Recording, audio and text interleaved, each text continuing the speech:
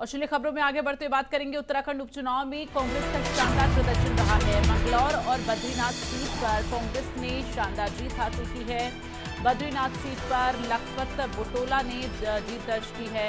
वहीं मंगलौर सीट से काजी निजामुद्दीन ने जीत हासिल की है। तो ये बड़ी जानकारी आपको दे रहे हैं। आपको बता दें कि 13 जुलाई को जब रिजल्ट सामने आया तो दोनों ही सीटों पर कांग्रेस के प्रत्याशियों ने जीत हासिल की। दोनों ही सीट पर कांग्रेस के प्रत्याशी लगातार बढ़त बनाए हुए थे और आखिरकार इस बढ़त के साथ उन्होंने जीत हासिल कर ली है। तो मंगलौर और बद्रीनाथ सीट पर कांग्रेस प्रत्याशी के जीत के बाद से लगातार कांग्रेस पार्टी में खुशी की लहर है।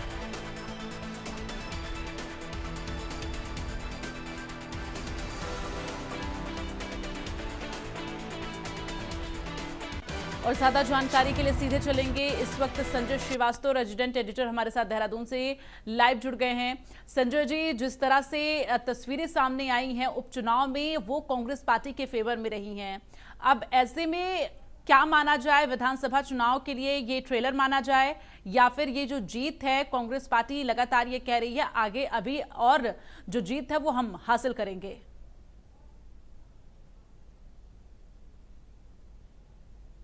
संजय जी, आप अनम्यूट करिए, आपकी आवाज नहीं आ रही है।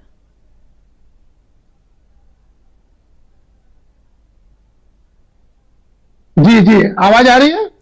जी संजय जी। जी जी। अभी इसे विधानसभा के चुनाव का थोड़ी जल्दबाजी होगी, क्योंकि ये दोनों जो विधानसभा की सीटें थी, भारतीय जनता पार्टी की दावेदारी नहीं थी।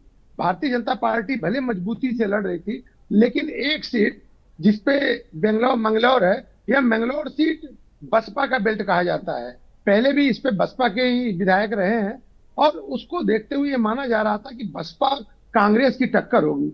दूसरी तरफ अगर हम बद्रीनाथ की बात करें तो बद्रीनाथ अभी जो चुनाव था, उस चुनाव में 24 में भी 22 में भी वह सीट कांग्रेस के ही पास थी।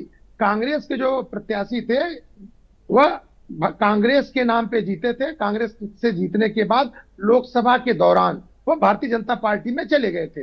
भारतीय जनता पार्टी ने ही उन्हें इस उपचुनाव में बद्रीनाथ से टिकट दिया। तो यह अनुमान लगाया जा रहा था कि भारतीय जनता पार्टी के लोग भी नाराज थे कि आयातित कैंडिडेट को इन्होंने टिकट दिया, जल्दबाजी की। और दूसरा मंगलौर की अगर हम बात करें, वहां भी भारतीय जनता पार्टी के स्थानीय जो प्रत्याशी थे उनको इग्नोर करते हुए बाहरी प्रत्याशी देने का आरोप था और उनको टिकट दिया गया। तो आप ये मान के चलिए, जो विश्लेषक थे वह मानते थे कि दोनों विधानसभा पे ऐसे कैंडिडेट भारतीय जनता पार्टी ने नियुक्त किए हैं या चयन किया है जो कि मजबूती से लड़ने की स्थिति में नहीं है। लेकिन भारतीय जनता पार्टी के लिए इस दोनों उपचुनाव में पाने के लिए कुछ नहीं, खोने के लिए कुछ नहीं था, पाने के लिए ही था। इसलिए उसने पूरा प्रयास किया था और प्रयास दिखा लेकिन भी। यहाँ पर काजी अगर निजामुद्दीन लगातार ये कह रहे हैं संजय जी कि लठतंत्र पर लोकतंत्र की जीत है। उनकी बातों से ये लग रहा, उनका जो टक्कर है वो बसपा प्रत्याशी से ना होकर बीजेपी के प्रत्याशी के साथ था, जिसके लिए उन्होंने कहा कि लठतंत्र पर लोकतंत्र की जीत है।